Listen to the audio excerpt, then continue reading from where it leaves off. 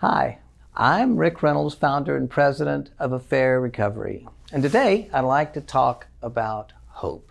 Our oldest child developed a debilitating illness, and we went to specialist after specialist as she slowly declined. In fact, I always joked that probably the only specialist we didn't see was a pediatric gerontologist. But eventually, we just had to come to the place of this was going to be her life, that she was probably going to be an invalid, and they gave her a diagnosis. And we just kept thinking, this can't be all. Because, for a 15-year-old child to not even be able to walk to the mailbox, it was just heart-rending. And we were told this was as good as it would get. But then she thankfully developed one more symptom, and we called the final specialist we had been working with. And we said, is this common with this particular diagnosis? And he said, absolutely not. He said, she's got something else, and told us what he thought it was, recommended we get some MRIs, and told us there were 2 surgeons in the U.S. who could actually perform a procedure that should be able to help her heal. And after talking to both of these surgeons, we made a trip from Austin up to Chicago because we wanted the best for our child. We wanted her to get her life back. And the rest is history. She's now a healthy mother with 2 kids. And our journey with our daughter, in my mind, isn't dissimilar to what happens after infidelity. Because infidelity interrupts life's predictability and makes your days chaotic, frightening, traumatic, unpredictable, emotionally exhausting, conflicted. It just turns everything upside down, and it leaves you feeling that hopelessness, and embarrassed and ashamed, dishonored, uncertain, paralyzed, confused. That is just the common state. And when you're in that place, you begin to search for help, and it's common for couples to go to multiple therapists only to find no help.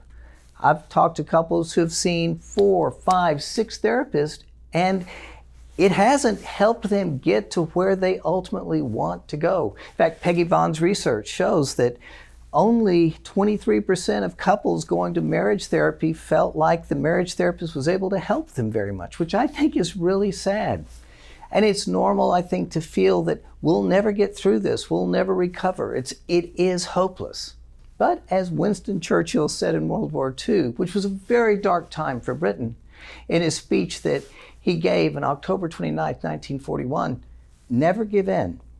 Never give in.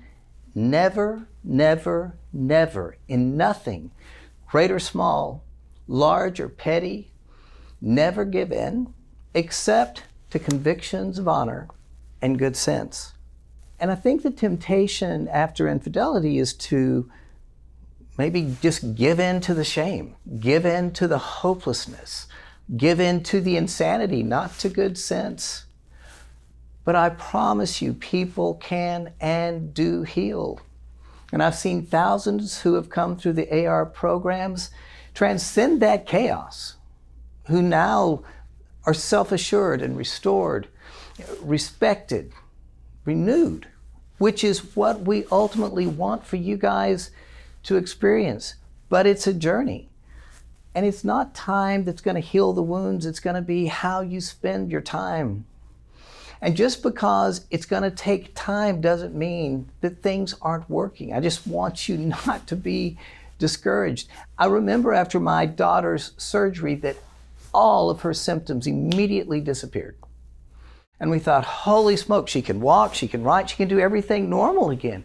But the doctor warned us that the symptoms would reappear, and it would take up to 2 years for them to go away permanently. Had it not been for that warning, I think we would have been really discouraged and seen all of this as meaningless and useless. But it was that warning that helped us see what was normal, and the symptoms did go away just as he said they would. I frequently see that same pattern when people begin going through our programs, where there are breakthroughs, like after an EMS weekend, and things are better than they've been in ages, and it's like a breath of fresh air, and maybe, even better than before. But then there still are hard times, and it feels like sometimes you go in reverse. But that doesn't mean it's hopeless. It just means that it's a process that you have to be committed to working through. The key to survival is the right course of action. There is hope. I hope you'll allow us to serve as a guide to get you through this storm so that you can overcome what's probably the worst tragedy of your life, to healing.